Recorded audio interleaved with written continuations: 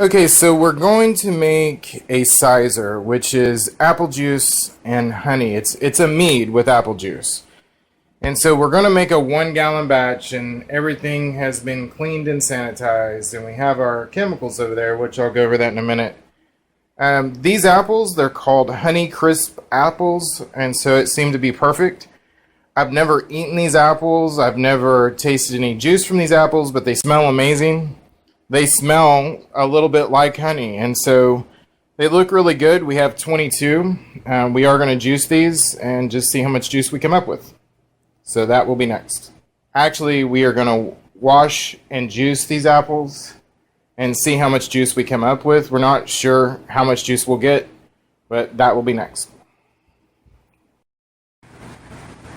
Okay, so we have washed the apples. We are about to core them, cut off the tops of them, and cut out all the seeds. And then next we're going to run them through the juicer. We're a little concerned with the skins, so we're going to double wash them. We're a little worried about yeast being on the skin, and so we don't want any wild yeast in the mead. We could put potassium metabisulfite in and let it set for 24 hours to kill any wild yeast. But our yeast is so fragrant, the one that we use, that it should outdo any wild, if there is any wild yeast. Of course, we're going to wash these several times. They've already been washed twice. We're going to wash them one more time. And after that, we're going to core and cut off the tops. And then we will juice them. Okay, so we washed the apples several times, and we cut them up. There's hardly any seeds in these apples, and on top of that, my wife and I tasted these, and they are incredible. This is probably my favorite apple ever. It does have a hint of honey, so it's kind of like the red delicious apples, but on top of that, it has a hint of honey to it. So we're really hopeful that this is going to be a good apple for the Cyser.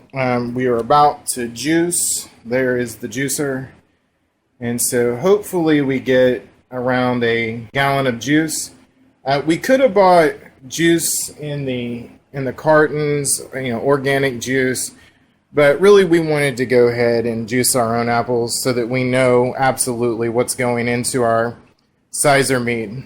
Okay, so next I'll show you the juice. Alright, so we're about to juice the apples.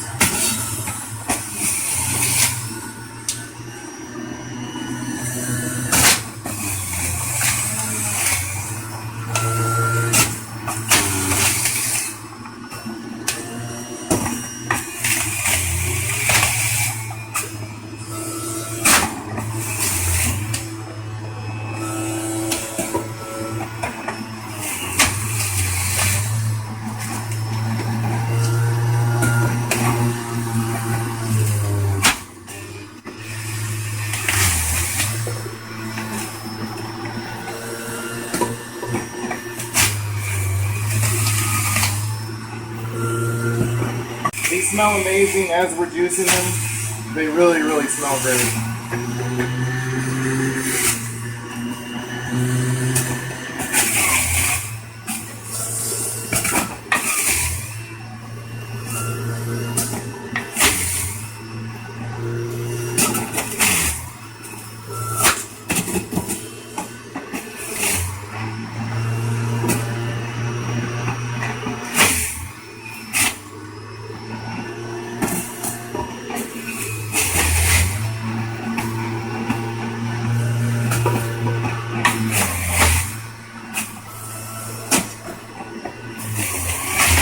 And you don't have to juice apples for a Cyser mead. You can buy 100% organic pasteurized juice in the carton, but we wanted to try to make the juice as fresh as possible.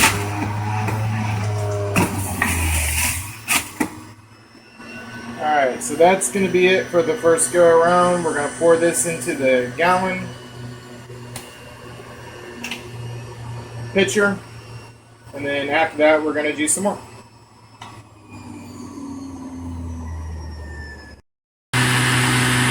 Okay, so we are about halfway through with the apples.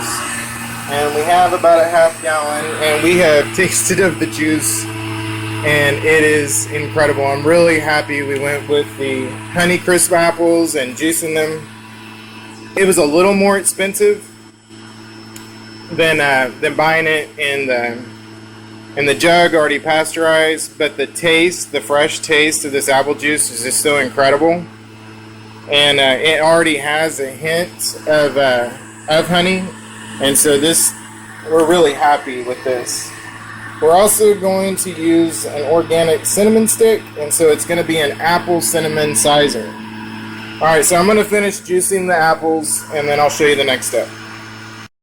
Okay, so we have finished juicing all of the apples, and it was right at the gallon mark of juice, and so that is awesome. That is really, really awesome. At the bottom of this carboy, we're going to have to put some bentonite and water anyway, and then the honey is going to take up some room as well. And so ultimately, we needed a little under a gallon probably, and we have right at a gallon. And so it's wonderful when a plan comes together. So that was perfect, and the juice is amazing. So we're really, really happy with this one, and hopefully it's going to be a good Cyser Mead. Alright, we'll show you the next step. Okay, so we have a little bit of water at the bottom of the carboy, and this is bentonite. It's going to help with clarity, and it's just under 3/4 of a teaspoon.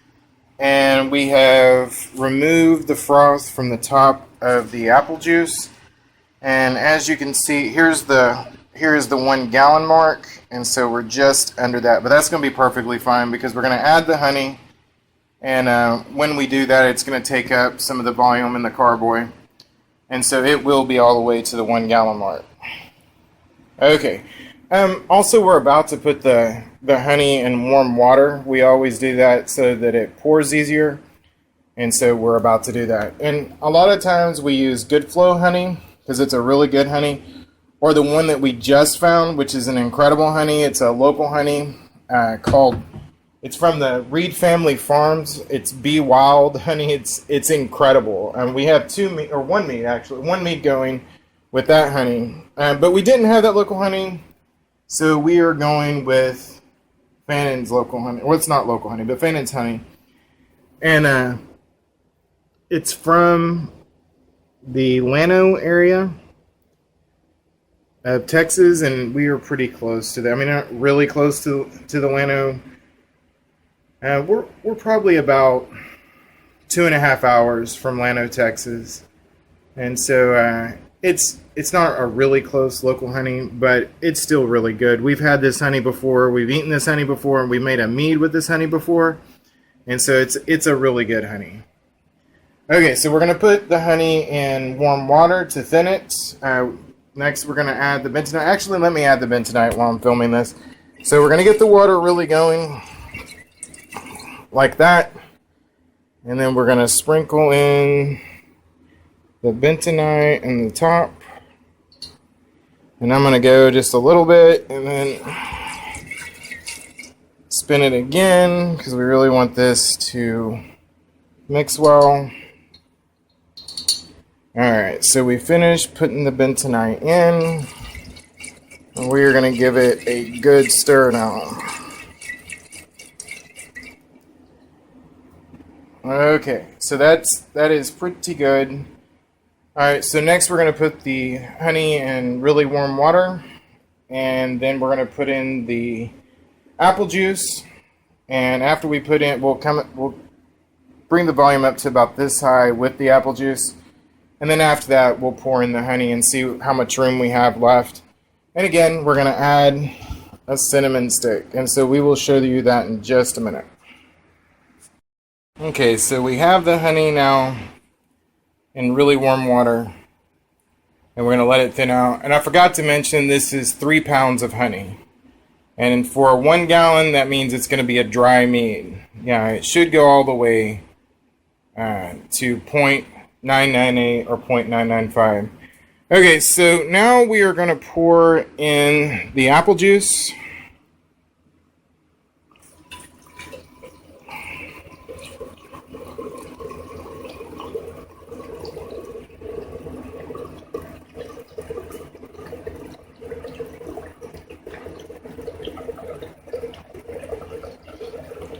And I'm going to stop there. And as you can see, it's just an incredible apple juice. It's definitely going to clear up. So we're really happy with this apple. And again, it's a Honeycrisp apple. It took 22 of them to make almost a gallon. And they were $1.98 a pound, so they weren't real expensive either. And they do have a hint of honey, which is going to be great for this mead Cyser. Okay, so now we are going to add the honey and then give the must a really good stir. And of course, I always use this funnel so I do not miss the carboy. Alright, so I have to clean and sanitize the spoon, and then we're going to give the must a really good stir. Okay, so the spoon is cleaned and sanitized. And we use one-step cleaner for the cleaner, and we use sodium metabisulfite for the sanitizer. It's very important to clean and sanitize all your equipment. Okay, so now we are going to pour in the honey. And this honey has a real caramel flavor, a real good caramely flavor. So we are excited about this honey and about the apples.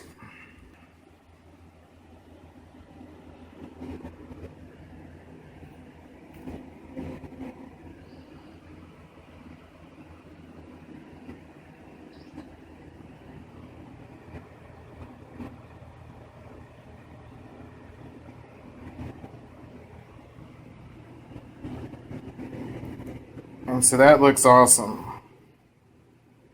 The apple juice and the honey have separated, and we are going to stir it in just a moment.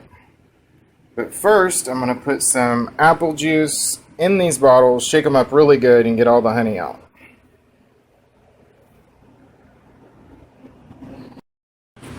Okay, so we have apple juice in the honey bottles, and we're going to shake this really, really good so that we get all the honey out that we possibly can. And when I make it a normal mead, I'll use water. But since we're making a Cyser, I put the apple juice in there so that we get more apple juice. So I'm going to do that with both, and then I'm going to pour them in.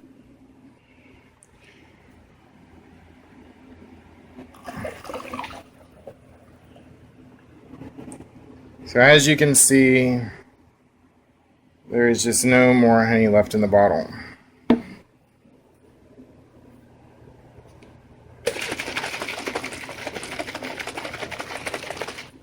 Before, I used to try to turn these bottles upside down and get the honey out, but my wife said, you know, put some liquid in and shake it up. That's going to be way better, and she was absolutely right. Okay. So that is all the honey, and as you can see, there's just none left in that bottle either. Okay, so now we're going to give it a really good stir.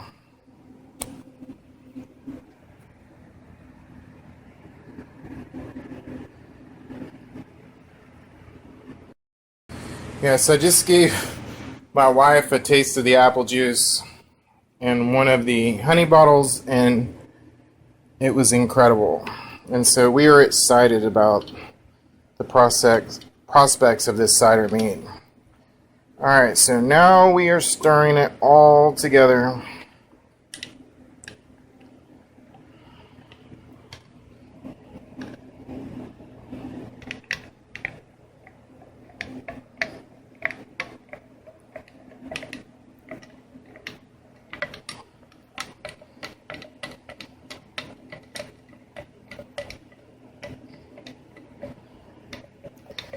And for the yeast, we are going to use K1-V1116. It is a very, very good yeast. We have never, ever, ever had a problem with that yeast.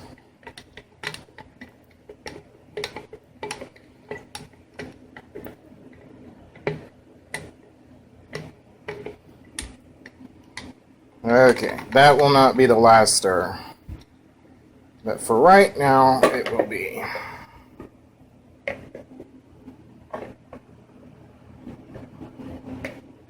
trying to get this spoon to cooperate. Okay, so I decided on putting it in there. Alright, so now we are going to add just a small amount of acid blend and a small amount of wine tannin.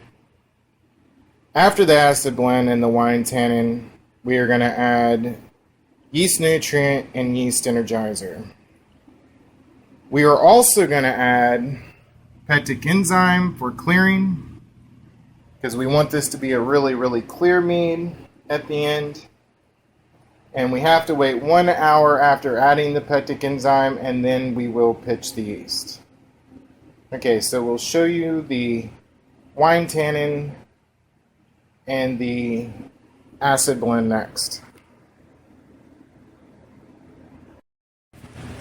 Okay, so my wife and I talked about it. This must has a pretty high acidity, and if you don't know what a must is, it's the mixture before you add yeast. After you add the yeast, this will be considered a mead Cyser, and but right now it's considered a must because there's no yeast. But there's high acidity already in this must, and so we are not going to add any acid blend. If it was low acidity, then we would want to add between a half a teaspoon to a teaspoon. But we're not going to do that. It's going to be overpowering if we do. But we are going to add the wine tannin. And so I'm going to get the must going. I'm going to stir it really good because the last couple of times I've added wine tannin, it has clumped together more than I really wanted it to.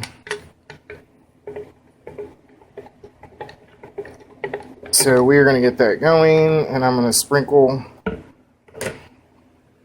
the wine tannin in slowly so it doesn't, hopefully it does not clump.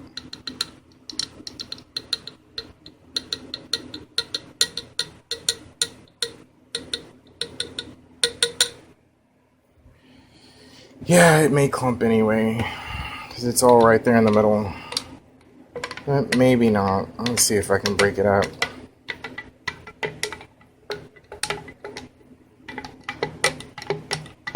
It's going to clump a little bit again, I think. And the wine tannin, of course, just adds some tannin to the must and the mead so that it just feels better on the palate. It gives it a little more character. Alright, so I'm going to stir this up really good, and then I will show you the next step. Alright, so we're going to add a teaspoon of yeast nutrient and half a teaspoon of yeast energizer. And I'm adding this to apple juice, some of the apple juice that we have for the must. And I'm going to mix this up really well before we pour it into the 1 gallon carboy. After this step, we are going to mix in the pectic enzyme, and it's going to be a half a teaspoon of pectic enzyme. And then after that, we're going to let it set for 1 hour. We'll stir it up really good, then we'll let it set for 1 hour. And after that, we are going to pitch the yeast.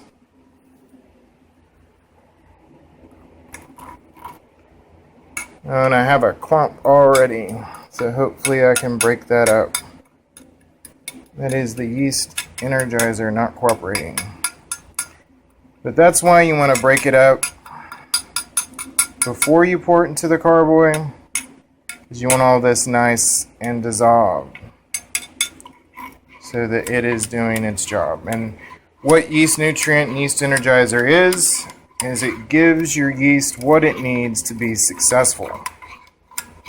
And again, there's part of us that's a little concerned about wild yeast, but we did wash the apples several times, and we're hopeful that how fervent our yeast is, the K1-V1116 yeast, it's such a fervent yeast that we're hoping that it will overpower any wild yeast that may be in the apple juice.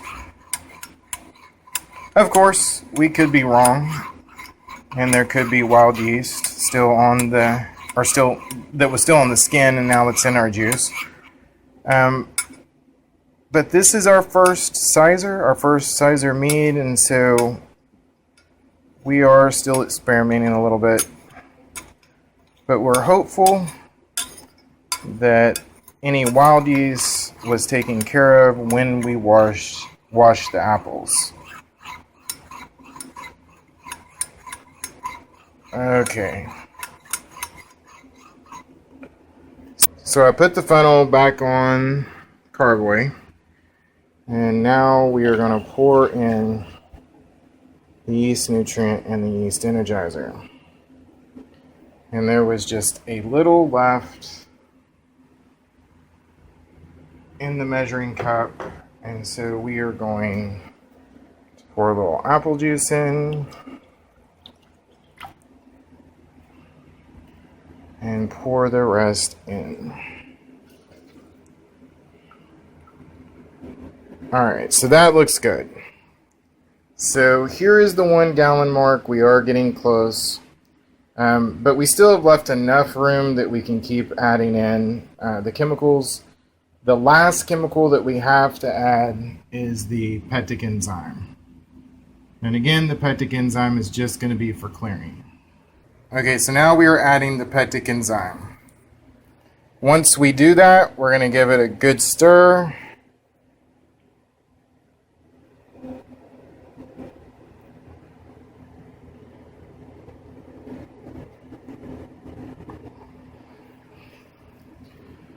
But before that, we're going to pour in a little more apple juice.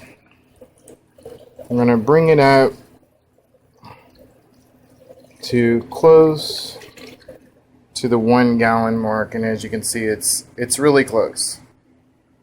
Alright, so we're going to give that a stir, let it set for 1 hour so that the pectic enzyme can start doing its job. Then we're going to pitch the yeast. Actually, we're going to put this cinnamon stick in first.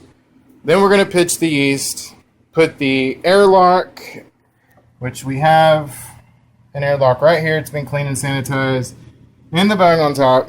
And then it will set for right around a month, and then we will rack it. But I'll show you when we put the cinnamon stick and pitch the yeast and all the next steps. Okay, so we put the pectic enzyme in, we brought the carboy up to right under the 1 gallon mark. Next, we're going to give this a really good stir, and then we're going to let it set for 1 hour so the pectic enzyme can do its job. After that, we are going to put a bung and airlock, which we have cleaned and sanitized right here, and then we'll let it set for a month. Oh, and I forgot to mention, we'll take a specific gravity reading. But I'll show you all those steps next. Right now, we're going to let the pectic enzyme set for 1 hour before we pitch the yeast. Okay, so I decided to go ahead and to take a specific gravity reading. Normally I do this after the pectic enzyme is set for 1 hour, but it's not going to hurt anything to take the specific gravity reading right now. Okay, so you want to decompress the baster, and of course this is not a baster that I use for anything else but making mead. Try to have all dedicated equipment when you make mead. Like all my measuring cups, everything is just for mead. Okay, so I can tell already by how high that hydrometer is out of the juice that's in there that this is going to be a pretty high specific gravity reading. Really, really high, and there is nothing wrong with that. It just means that the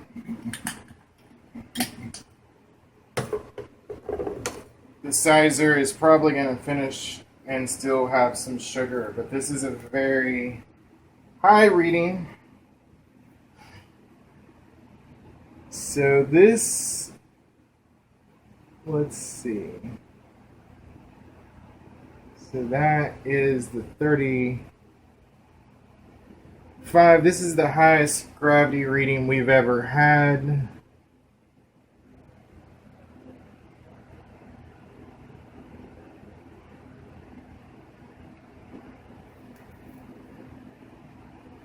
So it's at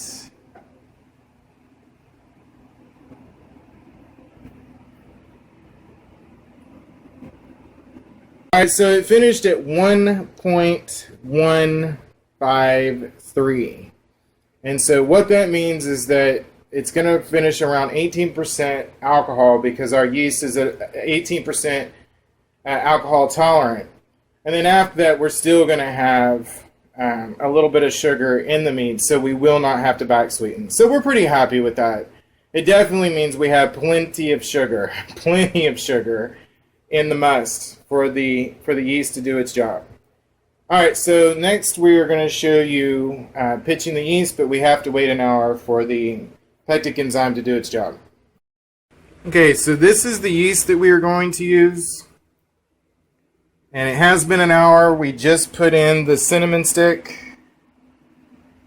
And the cinnamon stick is floating somewhere over in here. So yeah, we're going to go ahead and pitch the yeast now, and then after that we're going to put the bung and airlock, and here's the airlock, on the top of the carboy and wait for a bubble. Okay, so we have pitched the yeast, and it was a half a pack. And so now we are going to put the bung and the airlock on top, and we will wait for a bubble. Okay, so it has been 15 minutes. We've moved it to the other room, and we have a shirt around it to keep the light out. It's already had its first bubble, and the second one is almost there. And so that is a really good sign. The yeast have already started doing their job. This is our lemon clove honey. It's been, I think it's 48 hours on that one, and it's doing a great job. The yeast are doing a great job. But this is the one that we did tonight, the Cyser.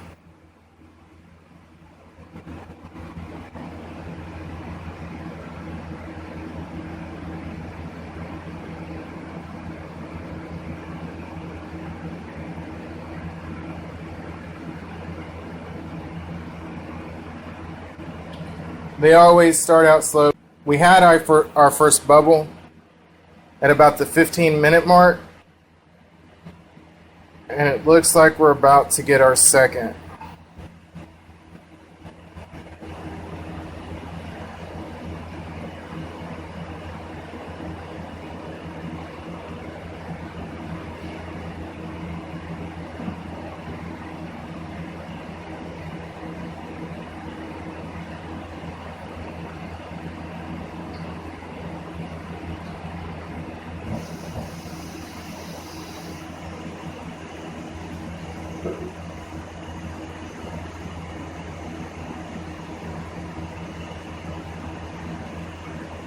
Yeah, there's our second. So by tomorrow, it should be bubbling at about that rate. But we're really happy. We're already getting really good fermentation from the yeast. And again, at this point, let me look. Yeah, at this point, it's been just a little over 25 minutes. And so it's doing a great job already. We're really happy with that. Here's some bottles from a hoppy mead that we made with citra hop and an orange, and it turned out really, really good. It kind of tastes like an IPA. Alright, but anyway, we're really happy about the Cyser. Everything looks good with it. It should continue to ferment really good because we added Yeast Nutrient and Yeast Energizer. Alright, so that is it.